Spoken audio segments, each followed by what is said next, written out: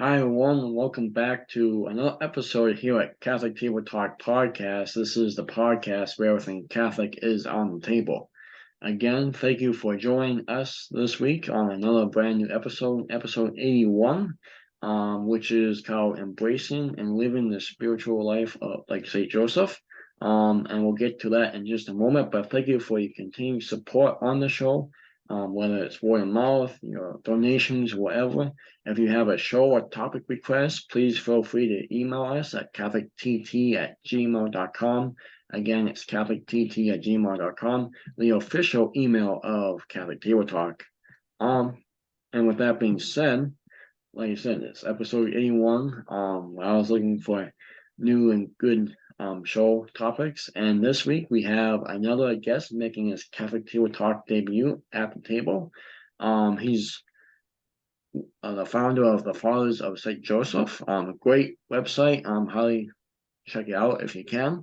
And just a little bit about them. The Fathers of St. Joseph is a confraternity of men who follow the timeless wisdom and example of the man who was the father to the son and the son to the father of the father.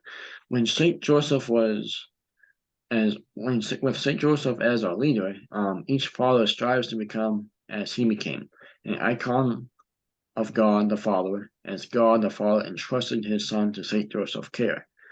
So that's a little bit about the Fathers of St. Joseph. Like I said, really great website. I'll put it in the description below so you can find it. And I've come to know this, just met the speaker from Keith Nestor way back in episode 6. Keith was a very first guest on the show. Still kind of communicate with him off from time to time. And he's a very good friend of Keith's and happy to have him on the show. So let's welcome into the table, Devin Schadt. So Devin, thank you for coming on Catholic Table Talk. You bet, Billy. Thanks for having me on. Yeah. Yeah, I mean, I know it's a little, I guess I don't really know what the word is, but it's a little like, should I come on? Just kind of new podcast. So I thank you for your just keeping up with me, staying in touch, and coming on. So You bet. Yeah. So Devin, here at the Catholic Table Talk podcast, ever since it started, we just kind of dive right into it. We don't really hold anything back. And so we kind of dive into it now. Like I mentioned in the introduction, we're talking about embracing and living the spiritually of St. Joseph.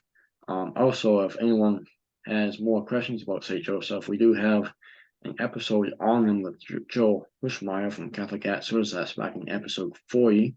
But how can we learn and see the spiritual life of St. Joseph today? Yeah. So how can we live it today, or how can we see it? Like what's the vision of it? Is that the kind of question? Yeah. Yep. So basically, what I believe is that fundamentally, if you look at poverty, if you look at the sexual morality crisis in America, if you look at the way that children are suffering with identity issues, or if you look at marriage issues, or even the dysfunctionality of the family and the redefinition of the family, at the basis of every single social dilemma or social challenge, I believe, is the foundation of fatherhood. And so what I'm talking about here is not just biological fatherhood. I'm not just talking about a man who, inseminates a woman, gets her pregnant, and he's a biological dad. Anyone can be a biological dad, but it takes a real man to be a spiritual father. And a spiritual father, really, ultimately, what he is he's a custos, and that means guardian. So he is guardian of his marriage and marriage in general. He's guardian of his children and all children in general. He is a defender against the enemy of lust. He is a man who does his work with excellence, as St. Joseph did. He is a man who fights against the devil, against apathy, against weakness.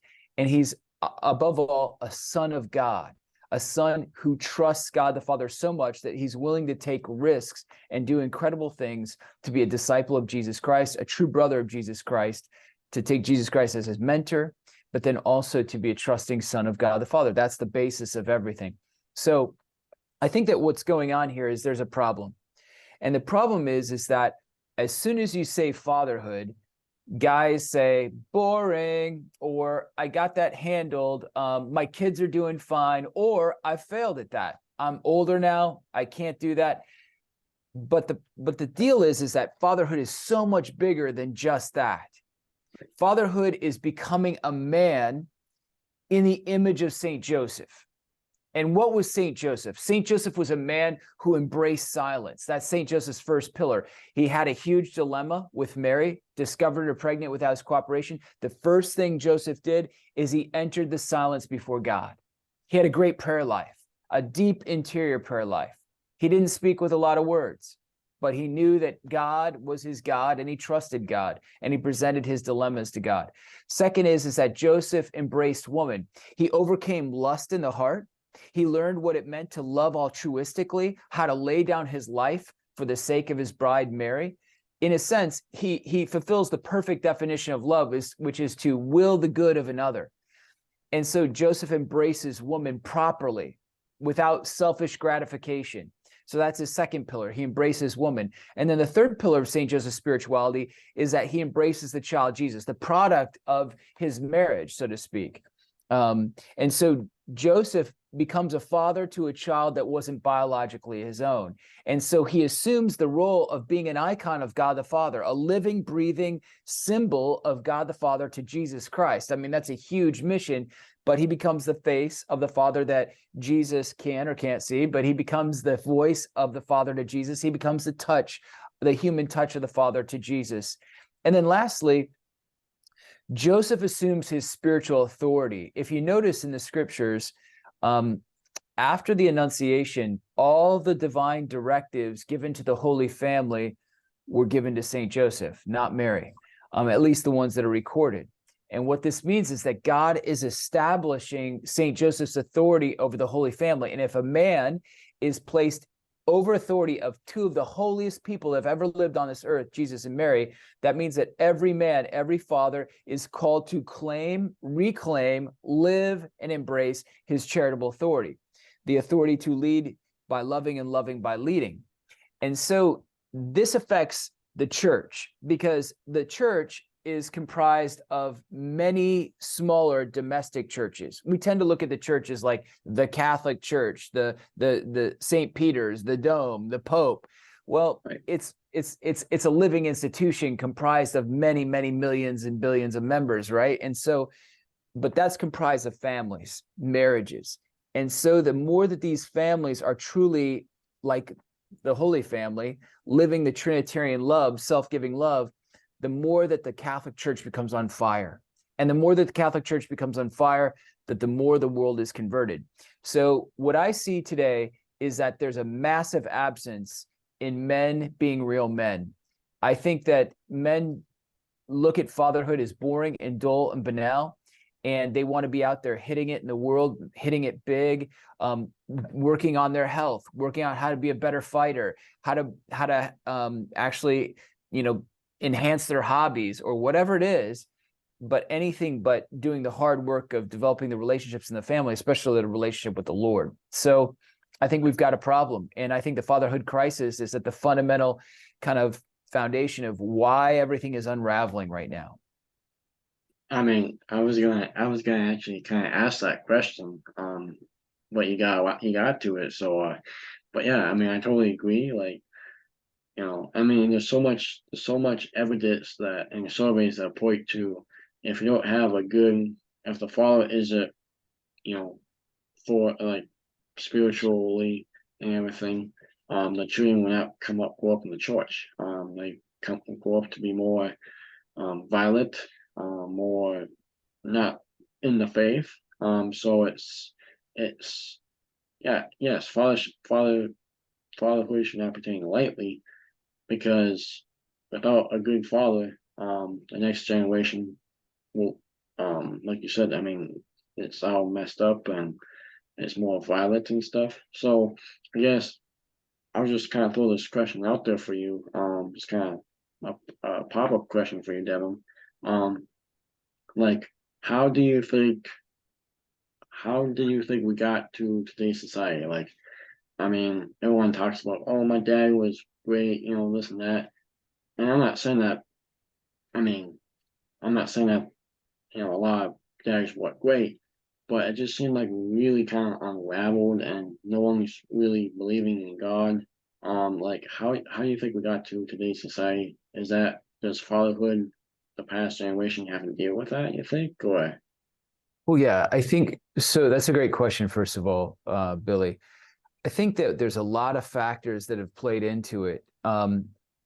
We could go back all the way to the beginning, but I think a good place to look at where the respect for authority broke down was with the Lutheran Revolution, the Protestant Revolution that took place with Martin Luther posting his theses on the doors of the Wittenberg Church in Germany there. And Martin Luther, at that point, he was wrestling with Catholic doctrine, but more importantly, he was wrestling with God the Father. Martin Luther feared God in a servile way. In fact, when he was celebrating his first Mass, out of his own words, he said that he was afraid that the ground was going to open up while he was doing was performing this consecration, that the ground would open up and swallow him whole. He was so afraid of God because he was such a sinner, he said. Martin Luther, often in the middle of the night, would kick off his bed sheets because he felt like it was too comfortable and therefore he was disappointing God. And so he had this high sense of scrupulosity. Well, if you peel back the layers, you find out in the history of Martin Luther's life that his dad abused him, that his dad beat him, his mother beat him. He had a terrible relationship with his father. In fact, at his ordination, after the ordination, his father sat with the Augustinian friars there. Martin Luther was at the table, and Martin Luther said to his dad, "Dad, can you now see that I'm doing something good?" And his dad said, "Did you not notice the fourth commandment? Honor thy father and thy mother. How I wished you would have been a lawyer, but you became a priest." I mean, talk about, I was on his day of ordination. I mean, talk about father wound. So here you have the father of Protestantism who has a huge father wound, and it actually affects the way that he sees God the Father. So what does Martin Luther do?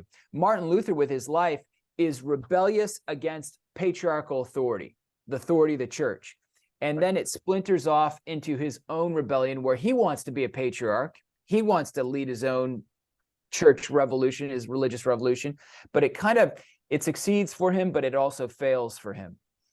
Out of that came the Enlightenment, a disdain for the church's authority, the way that the church looked at things, especially morality.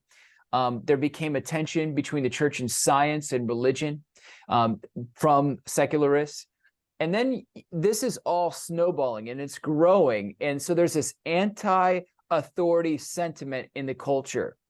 And then you got radical feminism that comes on in the 60s, really strong, and the sexual revolution. And radical feminism was this uprising movement of women who wanted to just cast off all masculine authority whatsoever and say that all of it is evil, all of it is stopping us from pursuing our dreams as women. We should not have to be mothers. We should not have to be wives. We should not have to be bound to the home. What we need to be doing is being out there because we're just as good of men as better. And I agree, women are just as talented as men on almost all fronts, right? But the roles and the responsibilities that God has set up are different. Women and men are equal, but their roles are different. In the late 1960s, the sexual revolution was coming on extremely strong. So what was happening was men were becoming more and more trapped in lust, giving into lust, which restrains a man in boyhood because lust divorces love from sacrifice. So sacrifice is the essence of a man, as we see with Jesus Christ on the cross. Kate Millett, founders of NOW, the new organization women, this radical feminist movement in the 60s, she would start her chants at her rallies. She would say, why are we here today? To create a revolution. What kind of a revolution? The cultural revolution. That's Marxism. How do we launch this cultural revolution? By destroying the American family. How do we destroy the American family? By destroying the American patriarch. That's the father, the husband, the guardian, the custos. How do we destroy the American patriarch? By destroying monogamy. That is his marriage and fidelity to it. How do we destroy monogamy? By introducing promiscuity, prostitution, pornography, and eroticism, and homosexuality, by the way. And guess what? We are here. So Kate Millett, as a foundress of Now, a radical feminist, playing on behalf of Satan, took aim at the American patriarch. And what happens? Men fall prey to lust. They divorce their wives. They have affairs. Their marriage and their families break down. Then guess what? The church breaks down. And meanwhile, everybody in their sentiment is saying, who cares about church authority anyway? And they're rebelling interiorly anyway. Even before Vatican II, I mean, the whole Catholic Church, I mean, many of the Catholic Church, even the hierarchy, were rooting for contraception, hoping that the church would approve this. And then on the encyclical on human life, Humanae Vitae, came out, and it was like a bomb that landed on church. So many people weren't willing to accept it. And if you believe the stats, even today, some 90% of Catholics use contraception. That's huge. That's giving the finger to the papacy. That's giving the finger to church teaching. So we're living in a world of anti-authority, lack of respect for true godly authority. And we see this in our nation. We're no longer under God. We don't want to be under God because we see that being under God is being oppressed rather than being elevated. So we don't want to be under God. So the nation throws off the authority of God. And welcome to the world we live in. Look at our nation. It's crumbling. So I think it's a combination of the respect for patriarchal authority unraveling throughout the ages. And I think Martin Luther really helped to set that in motion. And then I think also the movement of radical feminism, along with the sexual revolution, escalated it. And so welcome to the world we live in right now. Gotcha. Well, I totally agree with you.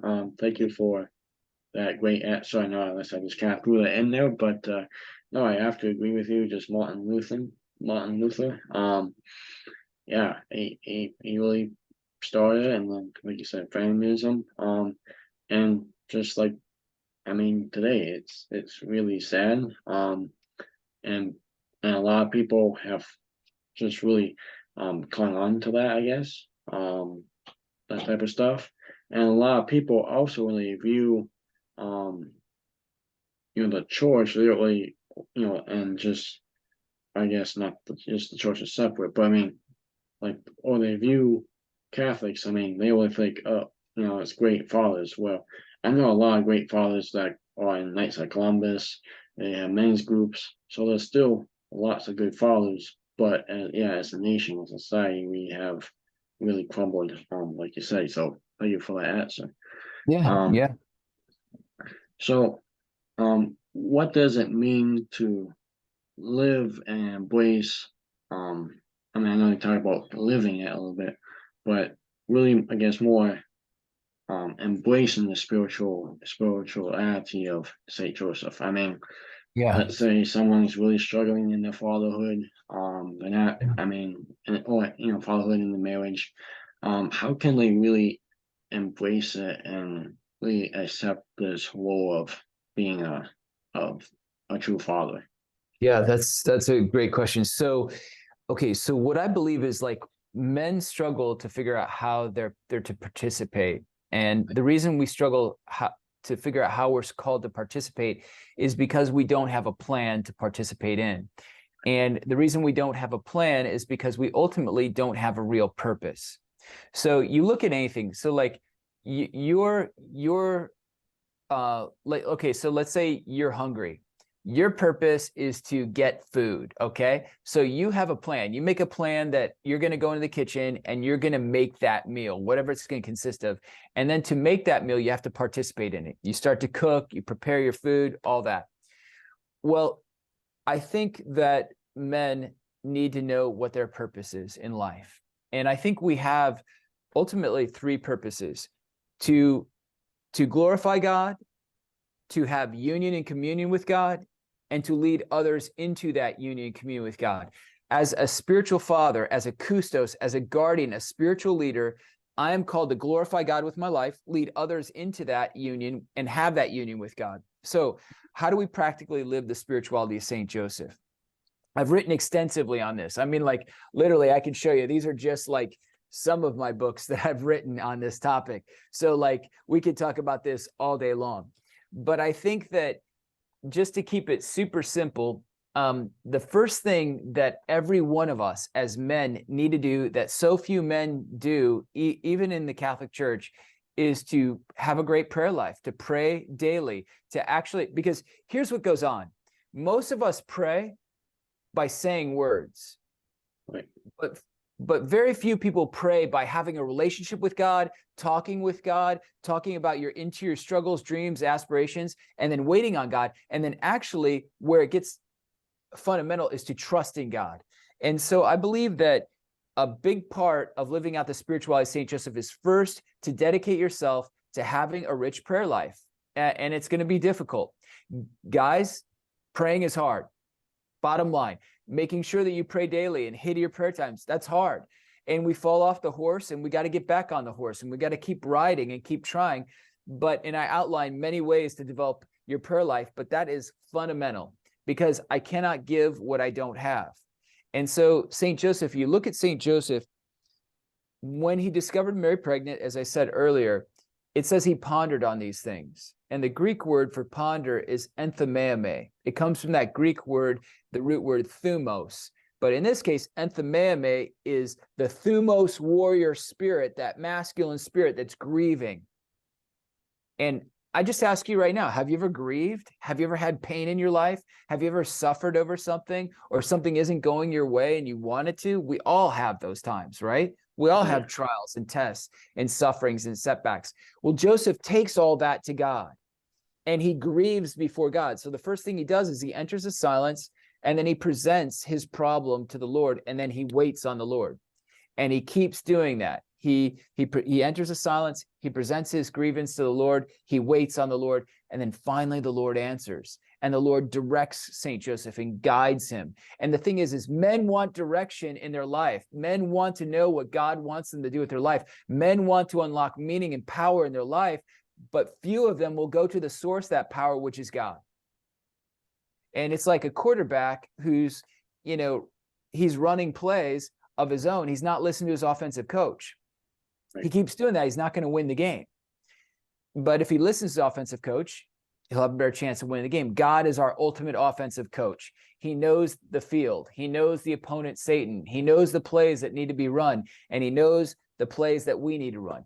And so the first step is we just got to develop a prayer life, And so I outline this in books like The Path and Custos, Lead, how to do that. But that's the fundamental basis. And in that prayer life, the second thing I would say is to live a sacramental life.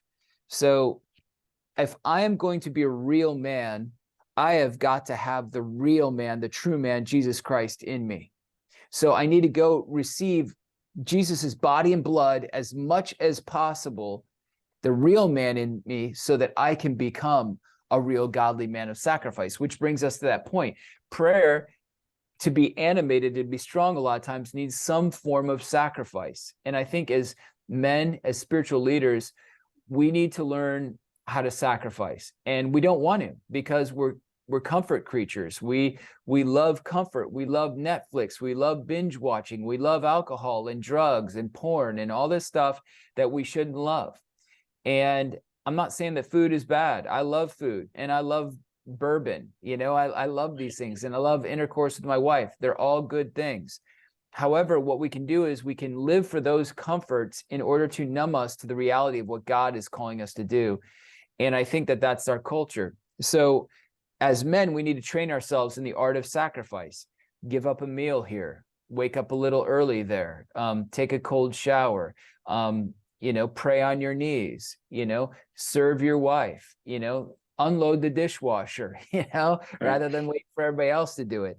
I mean, there's all sorts of ways we can do this, but to offer up those sacrifices to the Lord, because I believe, like, you look at the wedding at Cana, Mary prays to Jesus, basically. She presents her request, says they have no wine. And there's a dialogue between Jesus and Mary. But then Mary says to the servants, do whatever he tells you. So they sacrifice, in a sense, their effort.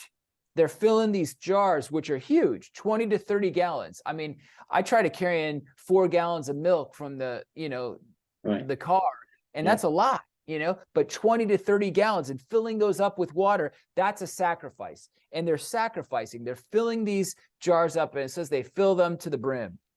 But that's their offering to Jesus. And now Jesus can transform that prayer of Mary and that work of sacrifice into grace for others. He turns it into wine, which is a symbol of grace. So as men, to live the spirituality, we really need to develop a prayer life that is combined with sacrifice. And we need to do that consistently.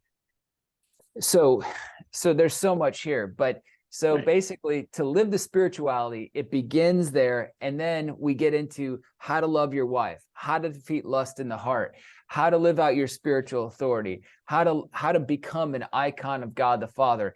And so what we're doing right now, I've outlined this in many books, but what we're doing right now is I'm trying to break out the spirituality for men, so it's in a set of counsels or directives or rules in 7 parts. One applies to sonship. The other applies to your vocational path, your authority, how to love woman, how to be a great father, but then also your work and things like that. So the rules are how you know if the devil is working, how do you know if God's working, what God's calling you to do, what the devil's calling you to do. And my hope is that we'll be posting these soon, maybe like in the next 6 months. And that is a way that we can get guys to come in and actually live this spirituality on a day-to-day basis, where they're like, okay, I want to be a better husband. I go to these directives, these rules, and wow, they're teaching me about how to be a husband like St. Joseph. Right. I want to work properly. So there's these directives and rules. How do you know the devil's got you with your work? How do you know that God is guiding you in your work? So that's the idea behind it. And I think I'm very hopeful about it, very hopeful. But I can tell you this, the guys who begin to tap in to living the spirituality of St. Joseph, by living his 4 pillars of embracing silence, embracing woman, embracing child, embracing charitable authority, they're changed. Their lives are changed. Their marriages are changed. They're changed. Their families are changed. Even their communities of brothers, they're changed. I see it. It's very real. It's very powerful. And guys come up to me all the time after hearing me speaking. They say, where were you 25 years ago? Where were you 30 years ago? I needed this. I think for us young guys, the time is now. Yeah, and that means a lot. Just hearing you say that to me and all the listeners out there, because I think for everyone, we all can get better, and the time is now to get better. So, really quick, Devin, we're about to get end of the show here. How can people find you on St. Joseph, Fathers of St. Joseph? Yeah, sure. So at our website, fathersofstjoseph.org, they can go there. And if you just email me at the info@fathersofstjoseph.org, that email will get to me, or at devin@fathersofstjoseph.org. And I'm happy, guys contact us a lot. So we coach guys, just in an informal way to help them with their lives, to help them just to get to the next level. Because what we need more than anything is the hope and the courage just to take the next step. Right. Absolutely. Devin, thank you so much for your time. Hopefully we have you back on soon. If you'll make this a 2-part, just let me know. And thank you for coming on. You bet. Thanks, Billy. All right, that's Devin, everyone. Make sure to go check him out. We'll see you next time right here on Catholic Table Talk Podcast, the podcast where everything Catholic is on the table.